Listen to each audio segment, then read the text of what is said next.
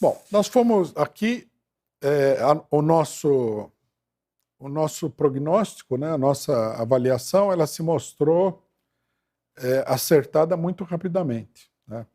A imprensa burguesa de hoje, inclusive, está cheia de colocações contra as declarações do PT, exigindo aí a responsabilidade fiscal.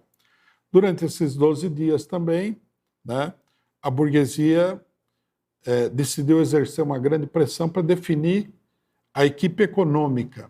Quando foi anunciado, quando surgiu um rumor, não foi anunciado, perdão, surgiu um rumor, surgiu um boato de que o Fernando Haddad, ex-prefeito de São Paulo, seria ministro da Economia, né? A Bolsa caiu, despencou a Bolsa, subiu o dólar, né? Foi uma advertência dos especuladores contra o governo, né? Mais do que uma advertência, a gente poderia dizer que foi uma chantagem dos especuladores contra o governo. Então, já isso daí mostrou que se o governo pretende existir, se ele pretende se consolidar e se ele pretende colocar em prática a política, não uma política revolucionária, mas a política que ele se propõe a colocar em prática, que é uma política de determinado tipo de reformas para atender problemas sociais, ele vai ter que ter um apoio que seja capaz de confrontar a ofensiva, a pressão que a burguesia está fazendo sobre o governo. E esse apoio só pode vir de um determinado lugar, ou seja, dos trabalhadores, né? Aqui fica muito clara, né, a falácia da chamada frente ampla. A pergunta que seria interessante colocar para todos aqueles que falaram que o Lula ganhou graças ao apoio da frente ampla, a pergunta seria: e agora? Porque a frente ampla está do lado do chamado mercado financeiro, não está do lado do Lula nessa questão. Então, se o Lula depende do apoio deles, praticamente ele teria que entregar o governo para eles, da maneira como a coisa está. Ele não parece reconhecer isso daí porque ele desprezou a questão do teto de gastos, desprezou a questão da responsabilidade fiscal, né, e, portanto, desprezou todo o apoio de toda essa gente. O pessoal não conta no que diz respeito à opinião do próprio Lula. Mas, de qualquer maneira, né, se a política que ele pretende colocar em prática é a política que ele propôs nas eleições, ele precisa do apoio popular para enfrentar a burguesia. Como é que ele vai fazer? É preciso consolidar esse apoio, é preciso aumentar esse apoio. Curiosamente, né, de setores do próprio PT vieram uma espécie de corroboração da nossa colocação política. O ex-ministro da Dilma, da Economia, né, o Mantega, cuja indicação não para o Ministério, para a equipe de transição também provocou uma crise com a burguesia, declarou que ou o Lula coloque em prática imediatamente as políticas sociais ou o governo vai afundar. Eu, pessoalmente, fiquei até um pouco surpreso pela maneira cortante com que ele fez a declaração. Nós temos, logicamente, a mesma opinião, né?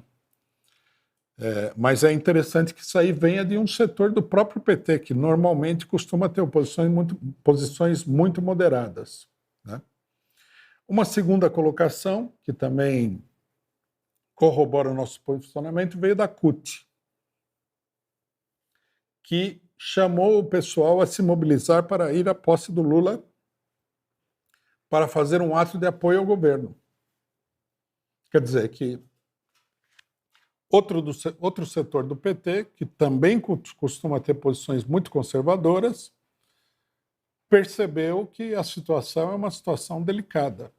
Quer dizer, a mobilização se impõe, né? Então, quer dizer, o que seria normalmente, o que foi em todos os outros governos do PT, apenas uma cerimônia protocolar, né? Tudo bem que com a população lá, o pessoal faz discurso, aquele negócio todo, uma festa, já vai se transformando num protesto político contra as pressões que o governo está enfrentando. Né? A Folha de São Paulo publicou hoje um editorial que falava o seguinte: um mau começo do Lula. Né? O mau começo é que o Lula, veja que coisa incrível, né? Decidiu que as propostas que ele fez na campanha eleitoral ele tem que colocar em prática. Né? Só que a Folha de São Paulo acha que não, acha que ele falou na campanha eleitoral, mas agora vai colocar em prática tudo isso daí? Né? Ele quer mesmo aumentar o investimento, reindustrializar o Brasil, atender a saúde, a educação, etc. e tal, que absurdo. Né? Aí todos eles se levantaram contra. Quer dizer, o apoio que muita gente acreditava que era um apoio real, né? A eleição do PT, o apoio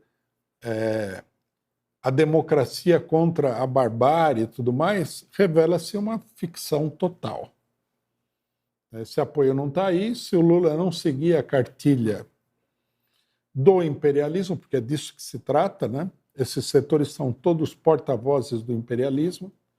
O que nós temos aqui é uma queda de braço, né, entre que está se esboçando, não aconteceu ainda, porque o Lula nem tomou posse, uma queda de braço entre os especuladores financeiros e o governo PT.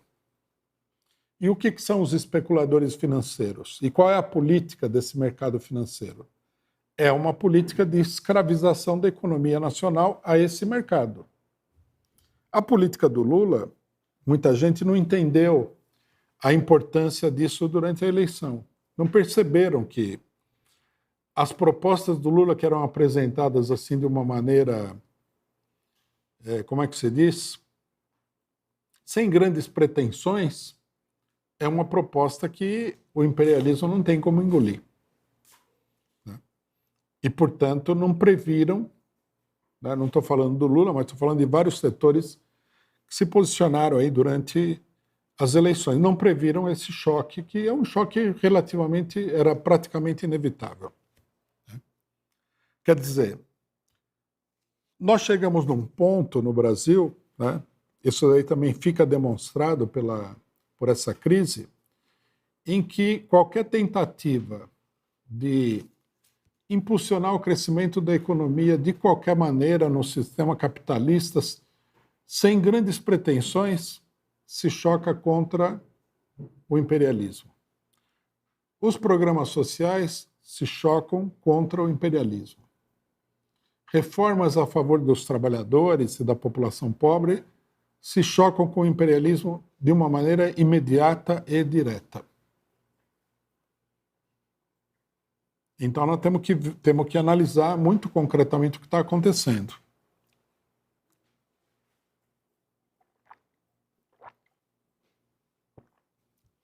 Logicamente que o PT vai procurar manobrar, vai procurar escapar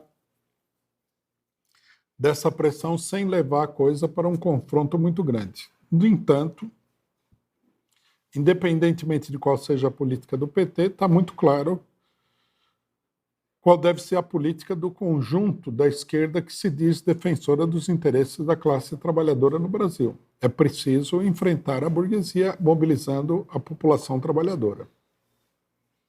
Muita gente, durante a eleição,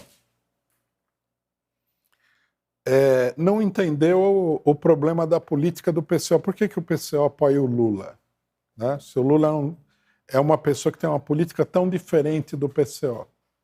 Bom, o PCO apoia o Lula justamente por isso, porque da eleição do Lula, né, nós estamos vendo que surge aí toda uma tendência de enfrentamento com o conjunto da burguesia e o imperialismo. Quer dizer, nessas condições, a coisa melhor que poderia acontecer no Brasil é uma grande mobilização popular em defesa mesmo do programa do PT, que é um programa bastante limitado. Seria a melhor coisa que poderia acontecer e a perspectiva se abre nesse sentido. Eu acredito que nós falamos várias vezes também, né? E a cada passo da situação, essa avaliação vem se confirmando.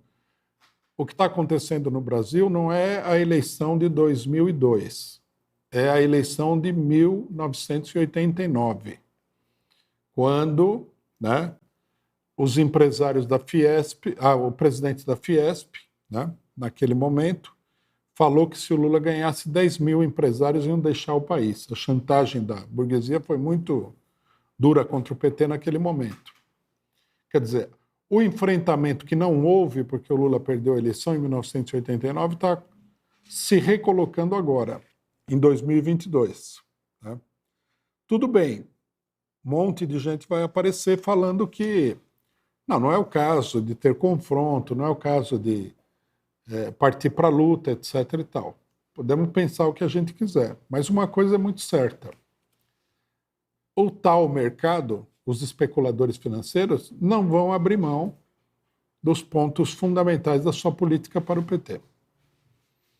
Porque já não é uma questão de querer ou não querer. Não há muita margem de manobra para chegar num acordo em torno dessas questões.